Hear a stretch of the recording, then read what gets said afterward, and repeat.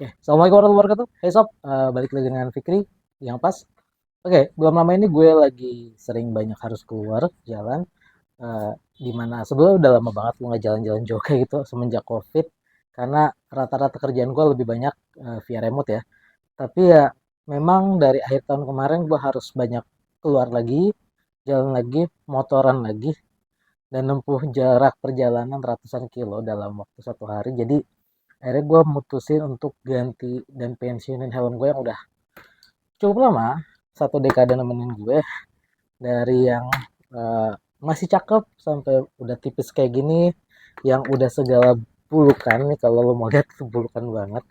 Terus kemarin sebelumnya gue sempet pikiran buat aku ganti busanya aja, tapi ternyata pas gue ganti kayaknya udah mulai hancur juga bagian dalamnya kayaknya. Ya satu dekade memang udah harusnya udah lama diganti, cuma kan covid ya, jadi nggak perlu gue ganti juga. Dan akhirnya gue harus nyari helm lagi yang kira-kira gue bisa nyaman pakainya, karena kalau mau tahu ini helm yang gue pakai itu selama satu dekade, sebuah dua dekade, karena gue udah pakai dua seri yang ini. Itu kayak TX Rocket, dan ini salah satu helm yang bukan yang paling nyaman menurut gue, tapi dia enak karena enteng. Dia 1,2 kilo doang, 1,2 kilo.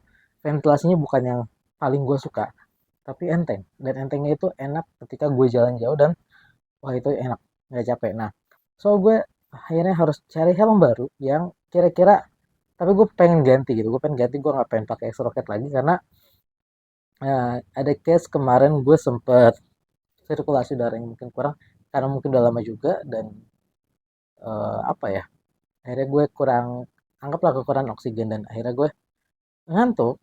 Ketika dibuka helmnya ya langsung segar lagi gitu, karena oksigennya banyak lagi.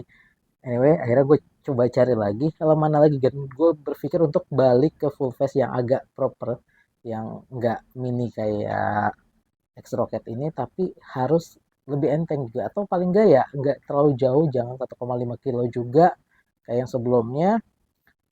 Dan kalau bisa ada pin locknya. Kenapa harus pin lock? Karena memang ya perjalanan jauh sering dapetin hujan. eh, Kalau kacanya nggak ditutup itu basah, nggak enak. Apalagi nggak bisa yang udah jemur aja gitu, karena kan masih di perjalanan. Tapi kalau ditutup ya fogging. Dan X Rocket ini nggak bisa ya, karena dia masih belum flat visor, jadi gue nggak bisa pakai ini lagi. Nah, so pilihan gue jatuh ke yang satu ini. Jadi kalau tahu, nah ini dia helmnya. Ini NHK Mark One, eh, yang setelah gue riset cukup lama, akhirnya gue harus pilih yang satu ini. Terlepas harganya yang sebetulnya lumayan jauh dibandingin X Rocket, tapi ya memang setelah apa ya, pertimbangan-pertimbangan objektif, ini adalah yang paling mungkin gitu, yang paling proper, dengan harga yang sebetulnya paling murah kalau kita lihat dari apa yang bisa kita dapat dari helmnya satu itu. Satu ini nih. Contoh misal dari shellnya ini dia udah lebih kuat, advanced thermal polymer ya kalau nggak salah. Nah, lebih kuat, dan dia juga ringan karena dia cuma 1,37 kg. So, ini lebih enak, jadi nggak terlalu jauh sama kayak TX Rocket gue. Terus secara ventilasinya lumayan proper, karena ventilasinya juga dari banyak review gue lihat ya itu ventilasinya masuk yang enak gitu buat ukuran harga segini. Nah, terus apalagi dia juga udah bisa intercom, dan lensanya itu udah RHD ya, lensa NHK yang terbaru, di mana dia kalau cahaya lebih enak. Jadi nggak bikin silo lah. Nah, permasalahannya adalah ketika gue pengen beli NHK Mark One ini, itu susah banget nyari yang sudah pakai pushpin. Jadi sebelah dia kan bisa pakai pin lock ya, karena dia udah flat visor. Dan sebetulnya lucunya lagi, NHK itu udah ngasih, dia punya nih, NHK itu punya seri visornya untuk Mark One yang udah pakai pushpin, dan sama aja visornya RHD juga, sama-sama flat visor juga, sama-sama ya, cuma udah pakai pushpin aja. Cuma gue nggak tahu kenapa NHK, please NHK jawab gue, kenapa dia nggak mau ngasih itu di paket pembelian awal, sehingga bikin kita nih yang mau beli tuh PR banget. Karena kenapa? Berarti kalau kita mau pakai push pin atau kita mau pakai pin lock, kita pilihannya dua, either kita bor sendiri, lalu kita pasang push pinnya, atau kita cari lagi, beli lagi untuk dapetin apa ya? Beli visornya lagi dari NHK yang udah ada push pinnya, baru kita beli pin locknya dan kita pasang. Dan itu PR. Dan kalau gue beli, misalnya gue beli online segala macam, nggak banyak juga yang bisa, tolong deh gue minta diborin aja gitu, diborin, pasangin push pinnya, taruhin pin locknya, gue bayar gitu. Nah, akhirnya gue ketemu seller nih yang emang oke juga sellernya, bisa ngasih harga yang cukup murah. Terusnya dia mau pasangin push pinnya juga sekalian sama pin locknya sekalian dan dikirim ke gue. Plus dia juga bisa pasangin gue decalnya. Jadi karena gue suka yang polos, gue jadi ambil yang polos. Tapi gue pengen tetap ada eh, apa ya? Ada ornamen. Jadi gue minta tambahin brand gue ya di sini Rethink. Nah, yang mau tahu Rethink apa nanti gue kasih tahu di deskripsi. Bisa lo lihat ya. Anyway, jadi itu ngebantu banget. Nanti kalau lu mau juga gue kasih link sellernya. Siapa tahu ada yang ngalamin masalah kayak gue, pengen pakai NHK Mark One, tapi nyari yang bisa masangin push pinnya itu ribet banget. Eh, ya, ntar gue kasih di deskripsi.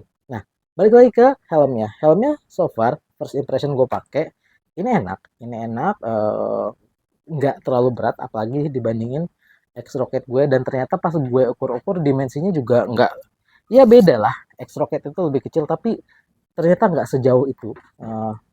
Dan ketika gue pakai juga nyaman, nyaman banget. Cuma paling yang gue agak masalah dikit adalah di bagian glass, karena gue pakai glass ya. Jadi sebenarnya dia udah eyewear friendly ya. Jadi harusnya dia gampang tuh kalau pakai kacamata, tapi nah kayak gitu. Masuknya gampang, sebetulnya masuk gampang. Cuma mungkin kacamata gue kepanjangan ya. Jadi kacamata gue itu dia modelnya nggak lengkung, dia lurus. Jadi ketika gue masuk sampai sini ini mentok gitu, mentok. Jadi ini bagian pegangan kacamata yang harusnya ke hidung nggak. Jadi akhirnya gue harus paksa dikit untuk masukin sampai akhirnya dia cukup oke di sini, di ini gue. Dan untuk fittingnya enak, fittingnya enak. Ini gue pakai L ya. Gue pakai L, sebelum gue pakai Exorcet pakai M. Tadinya gue sebetulnya peselnya M, tapi ya kodarullah nyampenya L, dan ternyata pas gue pikir-pikir ya L-nya juga fine, nggak ada masalah. Jadi cukup megang dan gue nyaman, ya akhirnya gue tetap pakai L dan ini enak. Kalau untuk ventilasinya gimana? Nanti gue bakal share lagi, gue bakal coba review first ride-nya. Mudah-mudahan nanti bisa ngejawab pertanyaan teman-teman, dan nggak tahu kapan ya bisa, mungkin mungkin mungkin nanti gue dapetin review pinlocknya karena gue belum sempet juga, ini baru nyampe.